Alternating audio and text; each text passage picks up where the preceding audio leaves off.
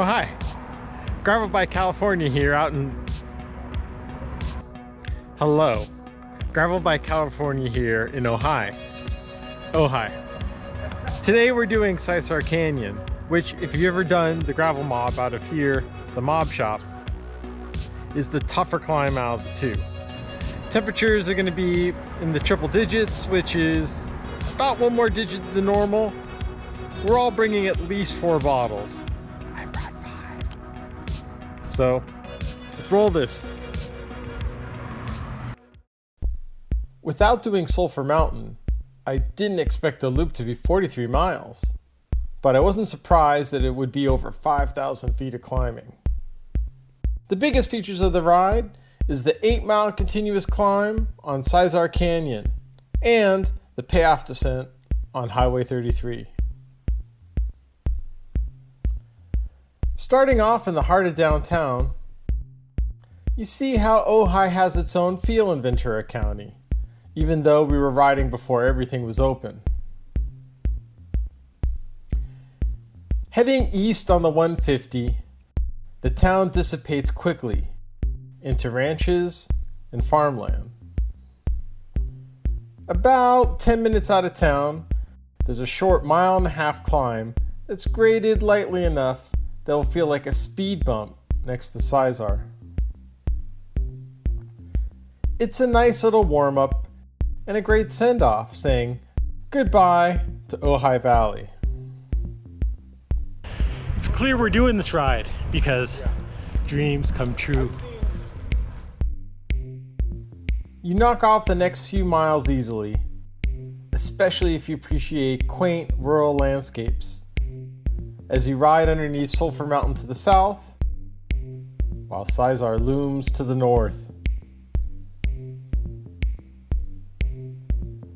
Right before mile 8, you turn left onto Sisar Road, and your last chance for water at Stagecoach Station.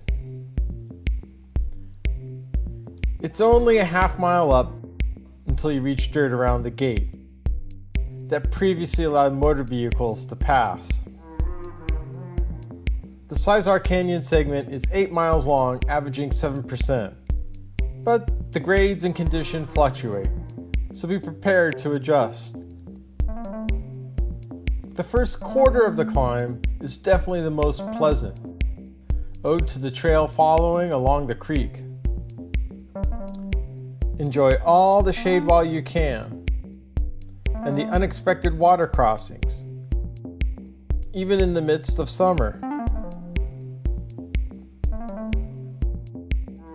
You'll find a number of hikers in this area, as you'll both enjoy good conditions on the trail. It's good to chop off the first 2 miles like this, but after the second time you go through the creek, the ride's complexion starts to change. You get spots of rockiness and double digits on the slope, but you'll get by after a few spurts. While the creek continues upward, you soon become exposed as you ride above the canyon. It takes a bit of winding your way up the mountain to get a good look back, not giving you any clues how much further you have to go.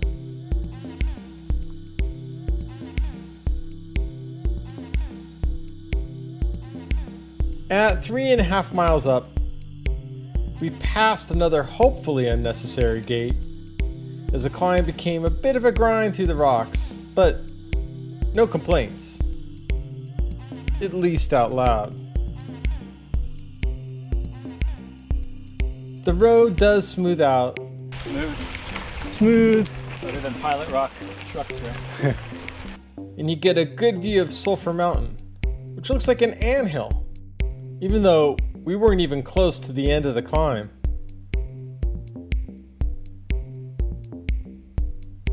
Slowly, the view does open up, and for the first time you start seeing longer stretches of the road cut evenly into the hillside.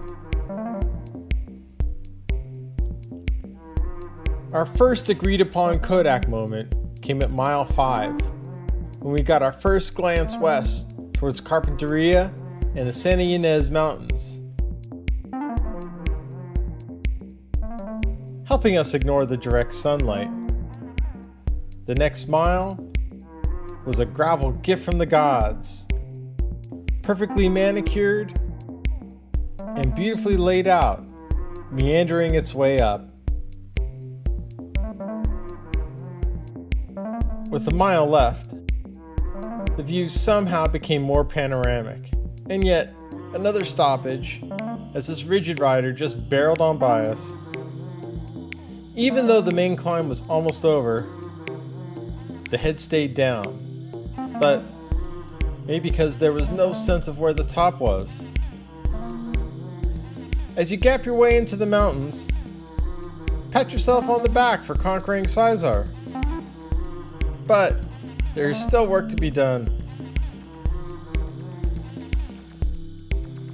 It was another 5 miles until our turnoff, as now officially we were riding on Nordiff Ridge Road, which originally was the name of Ojai. This crescent-shaped curve looks friendly to the eyes, but your vision won't pick up on the scale, as it's not much downhill and more of the opposite than you'd think. We then looped around Chief Peak, giving a pretty expansive shift of scenery, looking north towards Thorn Point and Cespe Wilderness. With a mile and a half left until the turnoff, Nordoff Ridge turns into a road of extremes, taking on a profile of a roller coaster, meaning you have to pick your lines right.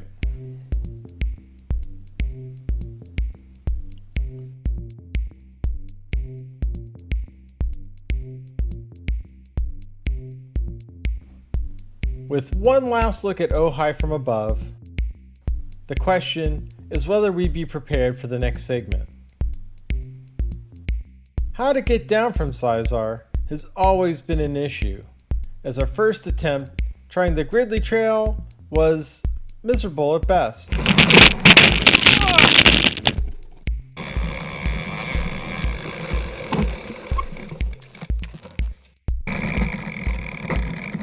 Whoa!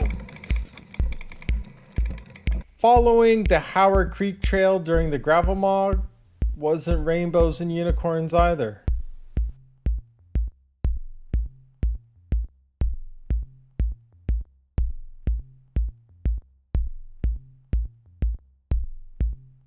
The descent down Rose Valley Lake Road averages 14% over 2 miles, which sounds dangerous because it is. But it's the best option out of the 3 if I needed to be helicoptered out. All right, we're about to try the new descent into Rose Valley. Once again, me and Vic are doing the makeshift dropper post. Bill's not.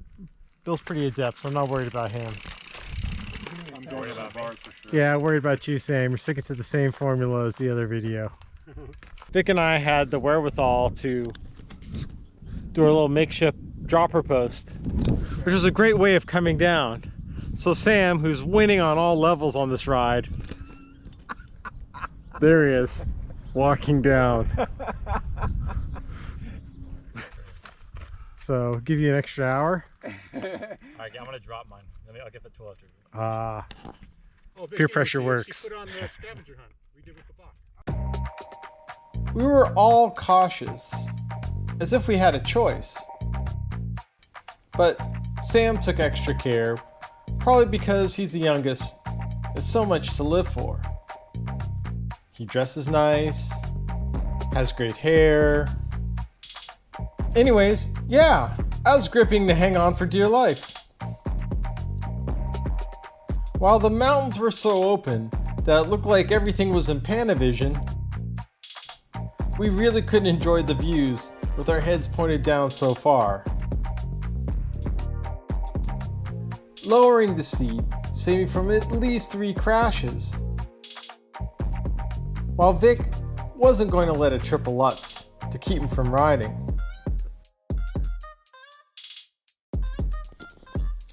I only dismounted once after this controlled stop. I don't know if this counts as a crash. But even Bill, who also did gravel mob with me, agreed that Rose Valley Lake Road was a better choice. Coming across campers who were better at handling this triple-digit heat than us, we still had another 3+ miles of rollers to go, as all of us were on various stages of our last bottle. At least the ride ends mostly on a high note, as it's 10 miles of beautifully engineered Highway 33 that you just glide over without really touching the brakes.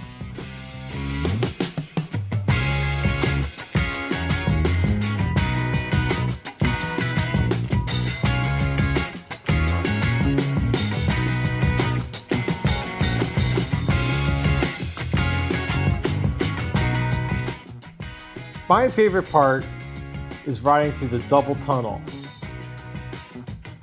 which also features a double crossing of Matilaha Creek.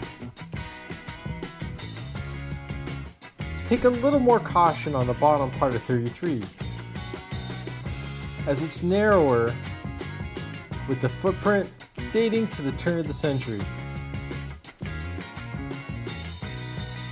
There's some short, punchy climbs in the last 5 miles, with a few more tacked on following the gravel mob route to the residential area.